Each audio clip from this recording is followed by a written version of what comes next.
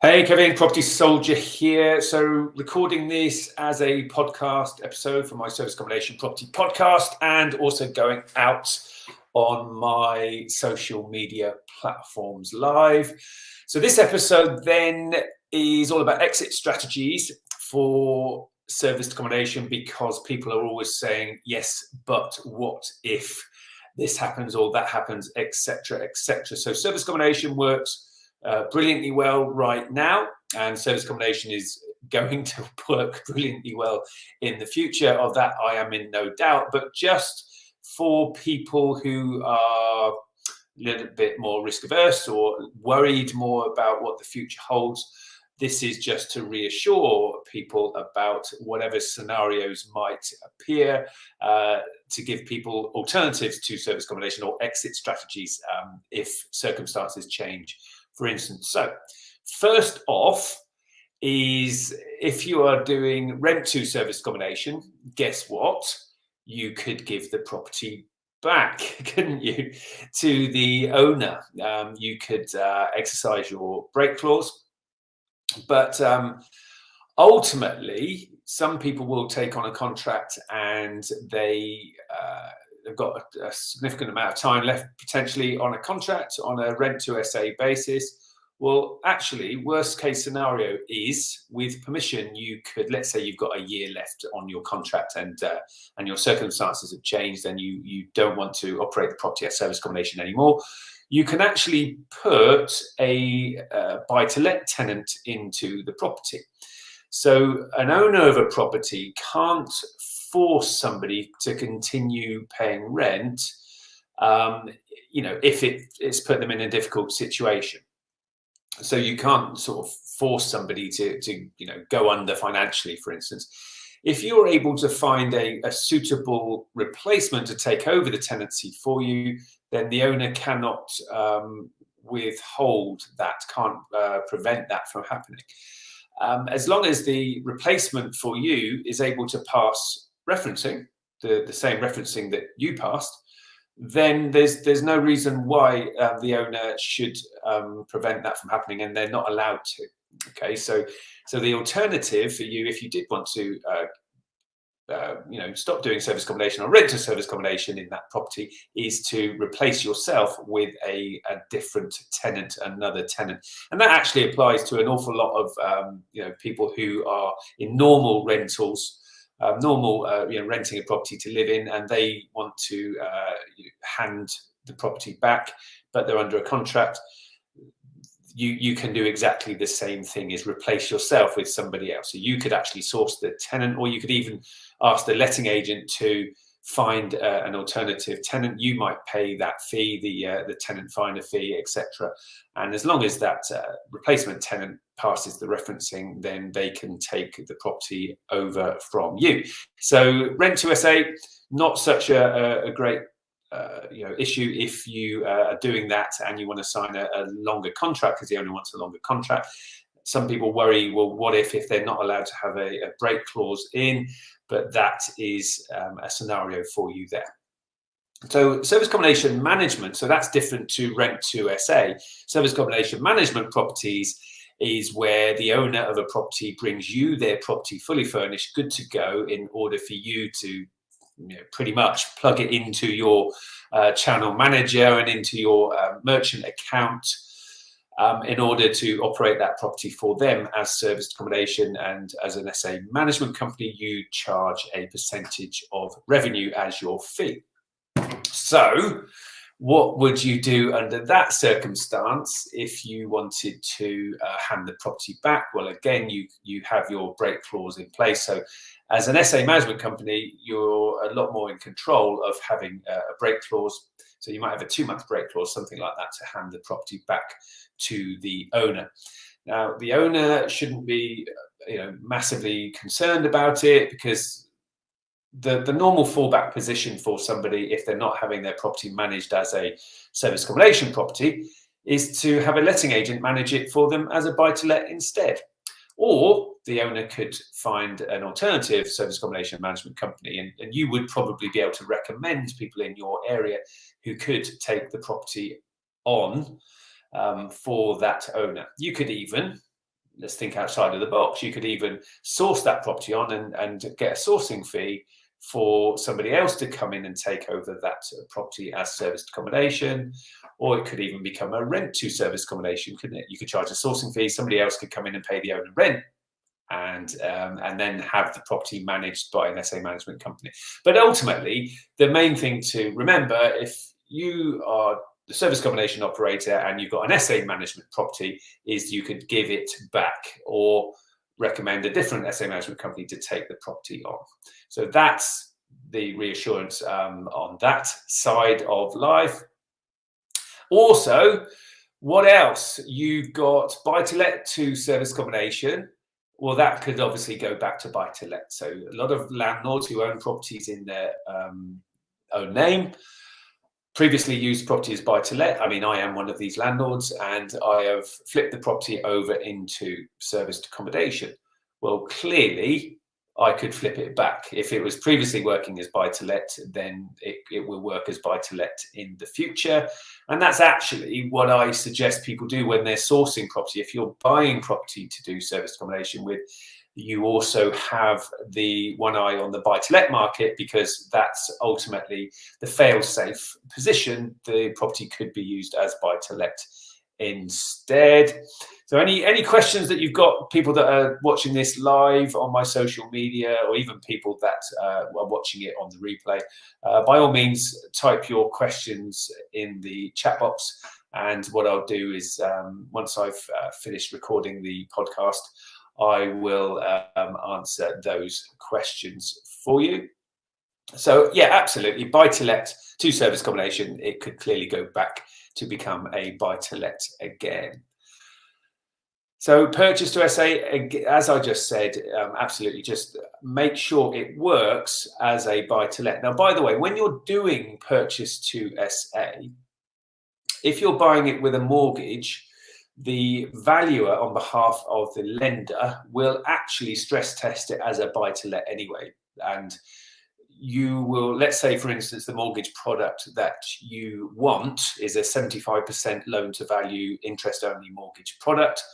Well, the valuer will stress test that property. Will it achieve the mortgage rent ratio coverage? Typically, the rent needs to be 130% above the monthly mortgage payment, stress tested at 5% usually.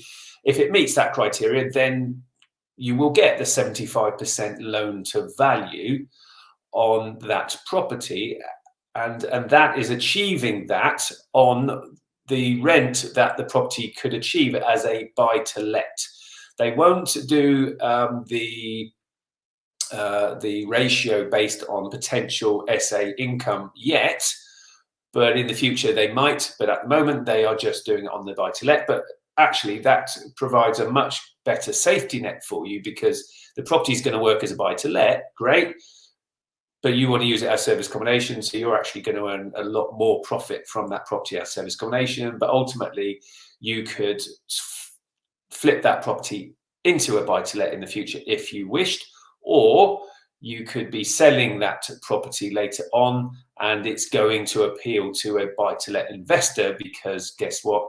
It works as a buy-to-let as well. So again, that's another exit strategy for people, and it works as a buy-to-let. If you do a purchase to SA, make sure it works as a buy-to-let, and the safety net is ultimately that the lender is going to make sure it works as a buy-to-let as well. Okay. Sell the property. So yes, of course, as I just mentioned, if an exit strategy for you is you could ultimately sell the property. And if you think about capital allowances, and those of you that understand have seen my previous content about capital allowances, ultimately, roughly 35% of the property's value you can claim as a capital allowance once the property is being used as serviced accommodation. And some people will actually use up their capital allowances on a property. So let's say it's a £200,000 property, you've got 70 grand's worth of capital allowances, and you're earning really good income from the property as serviced accommodation.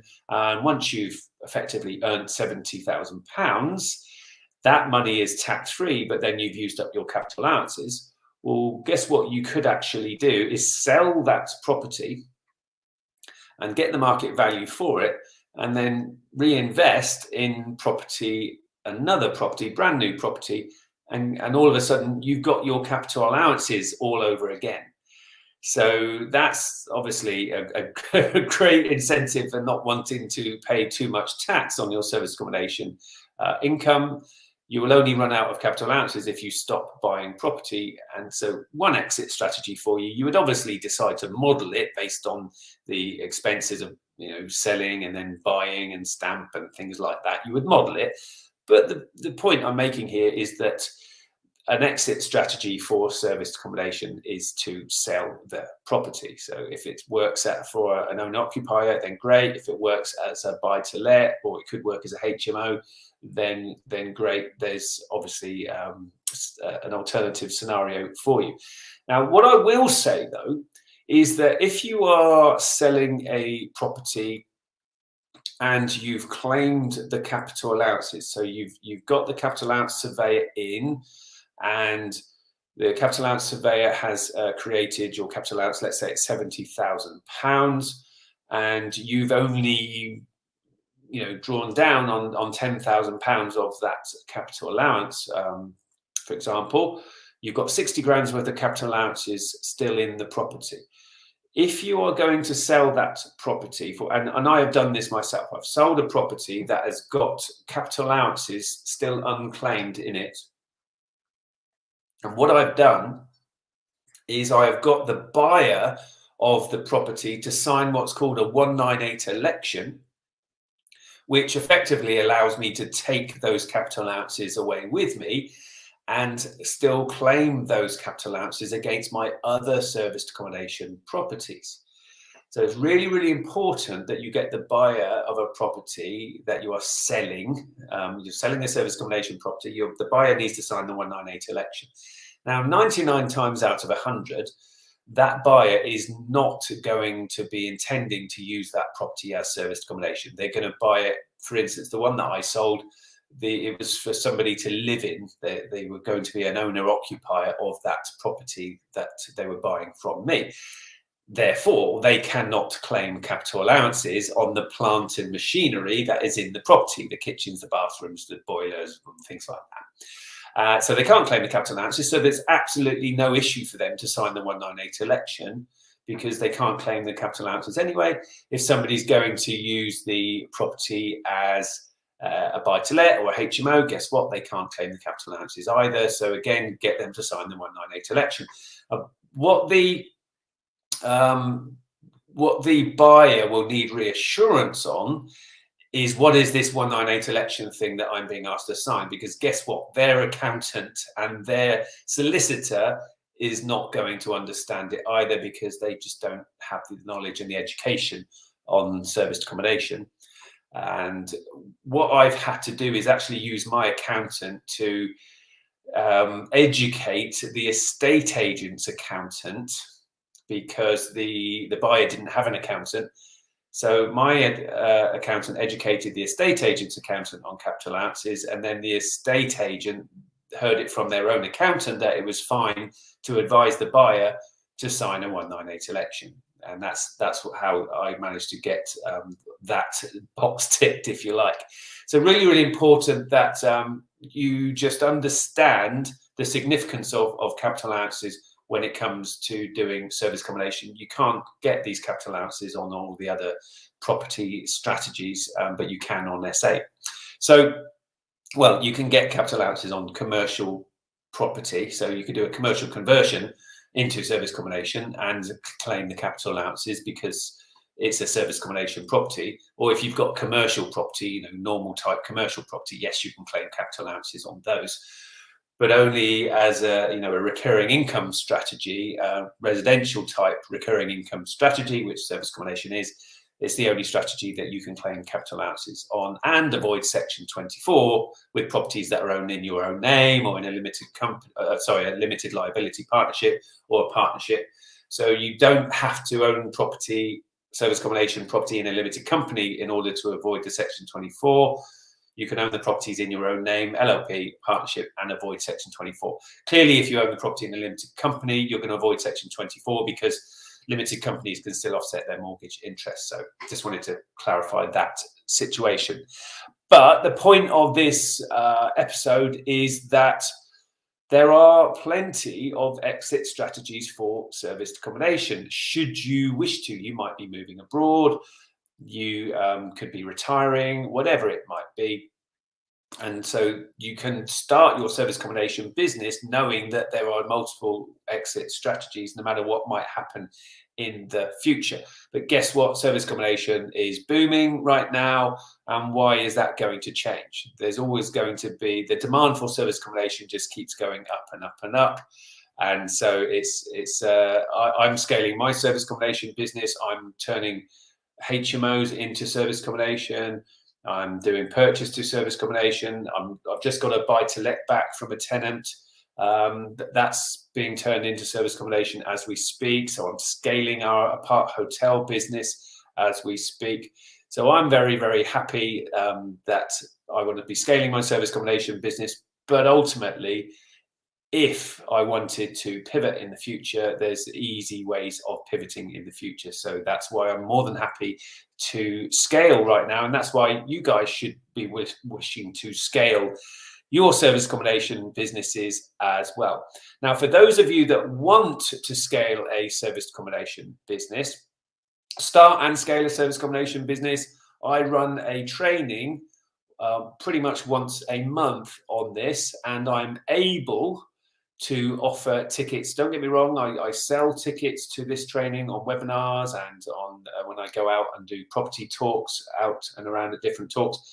I'm able to sell tickets, but ultimately I am also able, with my business partner Progressive Property, to give tickets for free to my discovery days, my service accommodation discovery days. So I've actually got a service accommodation discovery day coming up. It's the 28th of October. And if anybody would like a ticket, a free ticket to that event, you're going to have to be quick because there's quite a few tickets already been sold or claimed. And we have got limited spaces in the room. It's not like we can have 100 people in the room. So limited to about 20 people in the room. If anyone would like a ticket to my service accommodation discovery day, all you need to do is in the chat box, in the comments, just write the word tickets or the words tickets, please. And you can get your tickets. If you are listening to this on the podcast, there should be a link in the show notes of the podcast that you can get your free ticket, or you can apply for a free ticket if there are still tickets available. You can just click on the link in the show notes of the podcast. And for anyone else, you can go onto my website, Property Soldier, www.propertysoldier.co.uk, and you can go on there and you would be able to click on the link in order to get free tickets. Ultimately, if there are still places available in October, then you would be able to book in October. If not, then there should be another one towards the end of November, and you would be able to get tickets for that one. But for those people that want to move quickly, then crack on, ask for your ticket. I'll send you a link. Those people that comment in the comments of the different social media platforms that I'm currently broadcasting on simultaneously, I will just send you a DM with the link in order for you to get your free ticket, because if you start putting links into threads, the different social media platforms don't like that. So it's always better for me just to answer and send a personal DM to people. If you just write the word ticket, please, I will send you the link so that you can get your free ticket. So if you found this content useful, everybody, let me know in the comments. If you've got any questions on any of the things that I've discussed or anything else, then again, just type those in the comments and I will get back to you. Let me know if there's other things that you would like me to cover in my further posts and podcast episodes. More than happy to help spreading the knowledge and spreading the love on serviced accommodation. And so again, I might have covered it in the past, but sometimes people might have missed that. So I don't mind recovering different things that I might potentially have covered in the past, or giving a more up-to-date angle on whatever is currently going on in the marketplace. So if you've liked this content, give me a like. If you've got any other questions, then just type those in the comments section. And for those people that are going to come and join me on my Service Accommodation Discovery Day, just write the ticket please in the comments, or go onto my website, etc. And I will be seeing you live at the event. So here's to your success in service accommodation, everyone. And remember, your future needs you. Take care, and I will see you soon. Okay, that's me having recorded my podcast episode. So let me just see if I've got any questions to answer. Okay, lots of people writing ticket please, so I will go ahead and reply to those messages. So I've got no questions coming in live. That's absolutely fine. I will wrap this one up, and I will see you all soon. Oh, just got one. How would you recommend expanding for three units to more? Get training, Sam. Get trained up in serviced accommodation. But ultimately, it's about doing due diligence on each unit. And so on my training, I teach people how to do the due diligence, how to use my deal analyzer in order to know whether or not each property in turn will work. So Deborah said that I did send questions, not sure what happened. So let me go back, Deborah. We're currently search value of information, sort of read my mind. Reference, okay, Deborah, I can see that one. So let me just click on that. Oh, it's come up on the screen. Let me just go back. So reference mortgage on purchase to SA. Is it best to get SA mortgage or buy to let and change later? Okay, got that. Let me just show that on the screen. So ultimately, if you've already got a buy-to-let mortgage on a property and you're using it as buy-to-let, and you want to use the same mortgage as service accommodation, you just need to get permission from a lender in order to do that. Let me just bring this screen larger. Okay. All right. So if you just get permission from the lender in order to use the property as serviced accommodation, that's absolutely fine. If you're buying a property to use as service accommodation, you just get your broker to source a service accommodation mortgage, Deborah. So hopefully that helps. And I think that was all the questions I got in. I don't think so. That's, you're welcome. And what training do you offer? Is it one-to-one? I have done the online training. So what I would, if you've done online training with me, Sam, what I would suggest is speak to your account manager at Progressive and ask them whether you can change to live training, if you did want to do some live training with me as well. And just everyone's circumstances are unique, so just speak to your account manager at Progressive and discuss what further training that you can get with me. That would be my advice. So you're welcome, Deborah. Listen, guys, I've got to do another bit of social media. I've got to jump onto Clubhouse right now. I'm going to be doing a Clubhouse room with Tony Gargan. So hopefully that was useful, everybody, and I will see you all soon. Okay, someone's saying, can I send you a DM? Yeah, when I get time, guys, I will send the DMs out to you. I will be responding afterwards to any comments of tickets, please. So someone's keep the YouTube vids coming. Yeah, absolutely will do. Okay, take care, everyone, and I'll see you all soon.